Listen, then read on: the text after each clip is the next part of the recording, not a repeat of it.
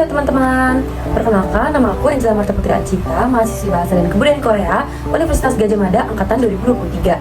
Ini dia NIMku, supaya lebih mudah untuk dinilai dengan Ning Gyosunim.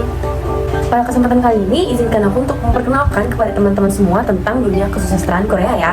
Daripada berlama-lama, mari kita langsung masuk ke pembahasannya. Dunia sastra itu kompleks nih teman-teman. Berbicara mengenai sastra, aku pribadi pun ketika mempelajari sastra dimulai dari kesusastraan Indonesia aja, banyak menemukan hal baru yang bahkan tidak aku mengerti, apalagi kesusastraan Korea. Atau begitu yang aku pikirkan sebelum belajar bersama Ning Gyosunim di semester 3 ini. Tapi ternyata dunia sastra Korea itu gak kalah menarik dengan sastra Indonesia loh. Nah, untuk memahami lebih lanjut, kita ketahui dulu yuk siapa saja sih penulis-penulis yang berpengaruh di dunia kesusastraan Korea, terutama di periode novel modern yang mulai berkembang di tahun 1920 atau di jenis prosa Hende Sosol. Tokoh yang pertama ada Lee Kwang-soo. Ia diakui sebagai bapak literatur modern Korea berkat karya yang pertama, Mujong atau The Heartless atau yang artinya tidak punya hati, yang diterbitkan pada tahun 1917. Nah, novel ini tuh menjadi salah satu karya pertama yang menggunakan bahasa Korea modern dan menggambarkan konflik antara tradisi dan modernitas. Dengan karyanya, ia tuh berhasil membuka jalan bagi penulisan prosa yang lebih bebas dan ekspresif di Korea. Nah, apa sih isi dari novel Mujong dan bagaimana keadaan sosial masyarakat Korea pada saat itu sehingga Lee Kwang-soo ini menciptakan karya ini? Nah, teman-teman, di novel Mujong ini itu ceritanya berfokus pada Lee Hyung-sik, seorang guru muda di Seoul yang waktu itu menjalani kehidupan yang sederhana dan terfokus pada pekerjaannya. Nah, suatu hari ia tuh bertemu kembali dengan teman masa kecilnya yang namanya Park Yong-chae yang kini bekerja sebagai kisei atau wanita penghibur. Nah, tapi di Korea itu ya teman-teman, kisei itu ada berbagai macam tingkatannya dan tidak mesti konotasinya negatif. Ada juga kisei yang berperan di kerajaan, dan kisei di kerajaan itu cenderung dianggap lebih cerdas daripada kisei-kisei yang bekerja secara mungkin kalau kita sebut zaman sekarang itu freelance seperti itu. Nah, kembali lagi ke cerita tadi, meskipun ada ikatan emosional di antara mereka, antara Hyung-sik dan juga Park Yong-chae ini, Hyung-sik itu memilih untuk menikahi Kim Son-young, yaitu seorang gadis muda dari keluarga kaya. Nah, novel ini tuh ya teman-teman tidak hanya menceritakan kisah cinta segitiga, tapi juga mengandung kritik terhadap norma-norma sosial dan tradisi pernikahan Korea di waktu itu. Nah, keadaan sosial itu seperti apa sih teman-teman sehingga mendasari munculnya karya-karya seperti Mujong ini? Nah, seperti yang kita ketahui ya, Korea itu kan berada di bawah penjajahan Jepang sejak 1910, dan latar Mujong ini ada di era modernisasi di awal abad ke-20. Nah, di mana banyak elemen budaya barat itu mulai masuk ke dalam masyarakat Korea pada awal abad 20 seperti itu. Nah, pendidikan modern itu mulai diperkenalkan, kelas menengah baru juga muncul, yang tadinya itu kelas sosial itu terdiri dari kelas proletar dan juga bourgeois saja, tapi di era ini mulai muncul kelas sosial menengah secara finansial, ekonomis, dan segala macamnya.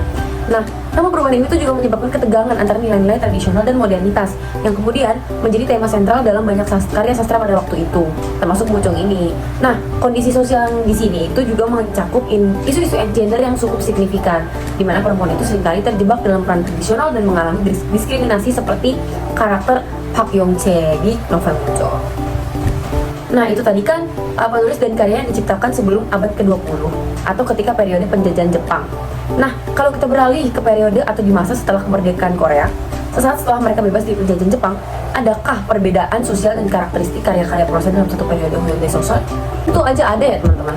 Nah, setelah kemerdekaan 1945, Korea itu kan menghadapi masa transisi dengan banyak konflik sosial dan politik, pertentangan ideologi, dan juga masalah ekonomi.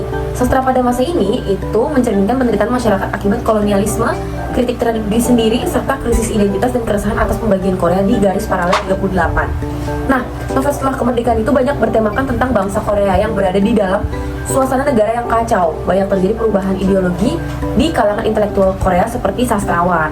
Nah, salah satu penulis terkenal di masa ini itu namanya Hwang Sun-won dengan karya representatifnya berjudul Kaine Huye, atau kalau judul bahasa Inggrisnya itu The Descendants of Cain, atau artinya keturunan Kain, yang diterbitkan pada tahun 1954. Nah, Hwang Sun-won ini dikenal dengan kemampuannya menggambarkan realitas sosial dan kemanusiaan dalam karyanya.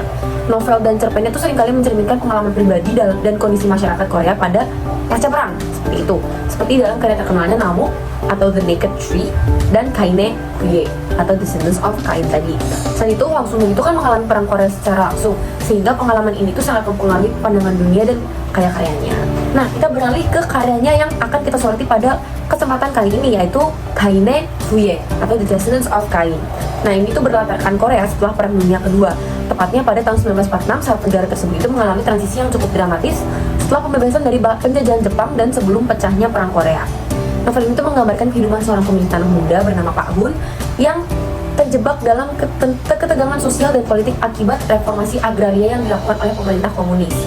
Novel ini tuh menyoroti dampak dari reformasi agraria yang memaksa pengalihan tanah dari pemilik tanah yang dikenal sebagai Yang Ban waktu itu kepada petani. Dan hal ini tuh menciptakan konflik di antara warga desa yang sebelumnya hidup harmonis.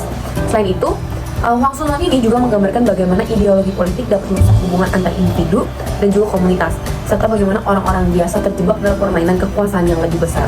Nah, teman-teman, mengenai dua karya dari penulis novel legendaris tadi, kita kan bisa bersama-sama melihat nih kalau sastra itu tuh tidak hanya sekedar tulisan, tapi ada banyak hal yang ingin disampaikan, termasuk pesan-pesan, terus kekhawatiran-kekhawatiran dari masyarakat yang cukup tersirat dan kemudian diceritakan lewat latar belakang sosial yang terjadi pada saat itu. Aku sendiri menyoroti nih bahwa dua karya ini tuh cukup memiliki kemiripan dengan beberapa novel sejarah di Indonesia seperti Maksa Holar yang diciptakan oleh Mutatuli yang pada saat itu sama-sama membahas mengenai kekerjaan pemerintah kolonial dengan sistem tanam paksa, mirip dengan reformasi agraria. Ya kaitannya sama lah tentang agraria, dunia agraria gitu. Walau tentunya konteksnya berbeda. Atau Bumi Manusia yang membahas kekeliruan dari rezim Orde Baru yang diceritakan secara implisit melalui latar era kolonialisme dan modernisme Eropa yang menguasai Indonesia pada saat itu. Makanya sastra itu suatu warisan budaya yang tentunya nggak bisa digantikan oleh teknologi manapun, karena sesi sejarah adalah ya siapa lagi kalau bukan manusia, betul kan teman-teman? Itu tadi teman-teman penjelasan dan juga cerita aku mengenai penulis legendaris Korea, ada Lee Kwang Soo dan juga Hwang Sun Lan tadi.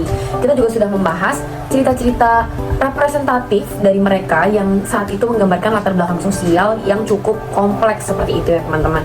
Semoga penjelasan dari aku bisa membawa banyak manfaat untuk teman-teman, memberikan teman-teman insight yang baru terutama tentang dunia kesusastraan Korea. Cukup sekian dari aku. Mohon maaf apabila ada banyak kesalahan dalam pengucapan dan dalam penyampaian aku. Semoga bermanfaat dan sampai jumpa.